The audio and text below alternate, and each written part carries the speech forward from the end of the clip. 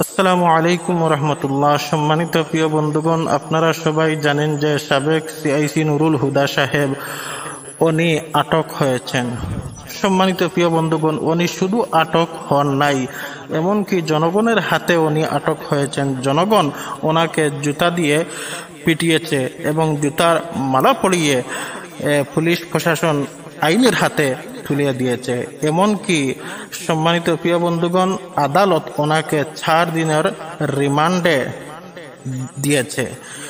সম্মানিত প্রিয় বন্ধুগণ, এই নুরুল হুদা সাহেবকে দেখে আমাদের বর্তমান যুগের মানুষ, প্রতিটা জনগণ, প্রতিটা মানুষ, প্রতিটা নেতাকর্মী আমরা শিক্ষা নেওয়া উচিত।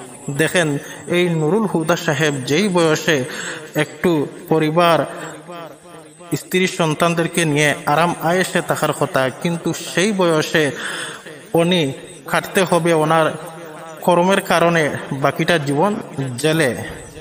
উনি কিসের উপর জীবন কাটালেন? হয়তো টাকা থাকতে পারে, কিন্তু এই টাকা দিয়ে ওনার কি এখন উপকারে আসবে? হয়তো ওনার স্ত্রী, ছেলে, সন্তান একটু আরামে এসে থাকবে, কিন্তু ওনার জীবন কোথায় কাটালেন? না ইবাদত বন্দী করলেন, না একজোড়া সুখ পাইলেন, মানুষের জুতার পিটা, এর মাঝে বাকিটা সারা জীবন জেল হাজতে কাটতে হবে। সব কিছু ওনার মিথ্যে বিফলে গেল। সম্মানিত প্রিয় বন্ধুগণ, এই নুরুল হুদা সাহেবকে দেখে আমরা শিক্ষা নেওয়া উচিত। আগামীতে যারা ক্ষমতায় আসবে, ইনশাল্লাহ 2 নম্বরই করলে, এই দেশ নিয়ে আবার কোন চক্রান্ত করলে, সাধারণ জনগণের উপর জুলুম নির্যাতন করলে, এইভাবে তাদের পরিণতি হবে।